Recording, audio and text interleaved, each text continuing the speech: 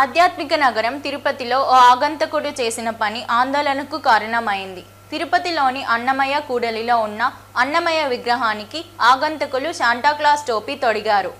అన్నమయ్య విగ్రహానికి జరిగిన అపచారాన్ని వైఎస్ఆర్ కాంగ్రెస్ పార్టీ ఉమ్మడి చిత్తూరు జిల్లా అధ్యక్షుడు భూమన కరుణాకర్ రెడ్డి ఖండించారు. ఈ సందర్భంగా వైఎస్ఆర్ కాంగ్రెస్ పార్టీ ఉమ్మడి చిత్తూరు జిల్లా అధ్యక్షుడు భూమన కరుణాకర్ రెడ్డి మాట్లాడుతూ 32,000 సంకీర్తనాలతో వెంకటేశ్వర స్వామి మనసు గెలుచుకున్న అన్నమయ్య విగ్రహానికి అపచారం జరిగితే కూటమి ప్రభుత్వం ఏం చేస్తోందని ప్రశ్నించారు. హిందువుల మనోభావాలు దెబ్బతీసే విధంగా ఉన్న ఈ చర్యపై చంద్రబాబు నాయుడు, పవన్ కళ్యాణ్లు బహిరంగ క్షమాపణ చెప్పాలని డిమాండ్ చేశారు. వైఎస్ఆర్ కాంగ్రెస్ పార్టీ అధికారంలో ఏనాడు ఇటువంటిది జరగలేదని తెలిపారు. స్వామివారి పవిత్రతను కాపాడిందే తప్ప దిగదార్చలేదని చెప్పారు. విపరీతమైన రద్దీగా ఉండేటువంటి ప్రాంతం, పట్టణ నడుబొడ్డులో ఉన్నటువంటి చోటు, అన్నమయ్య విగ్రహాన్ని రోజు కూడా దారిన పోయే వాళ్ళందరూ కూడా చేతులెత్తి నమస్కరించేటువంటి కూడలిలో శాంతా క్లాస్ టోపీని పెట్టగలిగినారు అంటే ఎంత బరితెగింపు మీ కూటమి ప్రభుత్వం వలన వచ్చిందో దీన్ని బట్టి చూస్తే చాలా స్పష్టంగా అర్థమవుతోంది. మీరు చెప్పేది ఒకటి, చేసేది ఒకటి.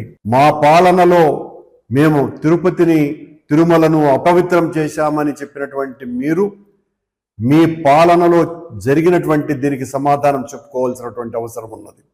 సరిగ్గా ఆ ప్రాంతంలోనే సనాతన పరిరక్షణకు నడుం బిగించినటువంటి పవన్ కళ్యాణ్ స్వాముల వారు పెద్ద బహిరంగ సభలో నేను సనాతన ధర్మాన్ని పరిరక్షించటానికే రాజకీయాలలో ఉన్నాను అని చెప్పినటువంటి ఆ ప్రాంతానికి అతి దగ్గరలోనే సనాతన ధర్మాన్ని తునాతునకలు చేస్తూ ఈ రోజున అన్నమయ్య విగ్రహానికి హైందవ ధర్మ పరిరక్షణకు 600 సంవత్సరాల క్రితం నడుం బిగించి 32,000 కీర్తనలతో దేవదేవుని యొక్క వైభవాన్ని విశ్వవ్యాప్తం చేయడానికి నడుం బిగించినటువంటి అన్నమయ్య విగ్రహానికే ఇంత ఘోర అపచారం జరిగితే ఎవరు బాధ్యత వహించాలి?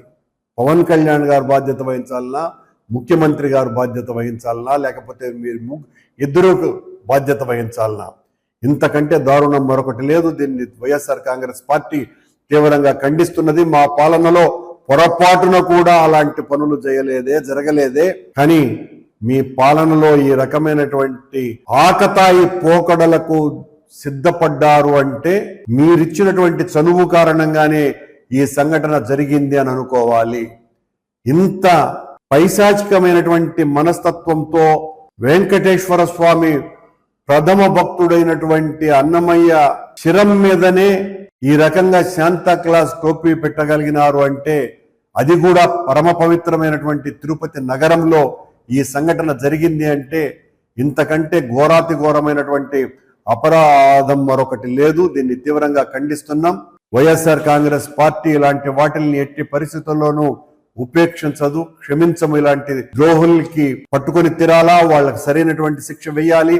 ఎట్టి పరిస్థితుల్లోనూ దాన్ని చేసినటువంటి నిందితులను పట్టుకొని తగిన రీతిలో వాళ్లకు శిక్ష వేయవలసినటువంటి అవసరం ఉన్నది.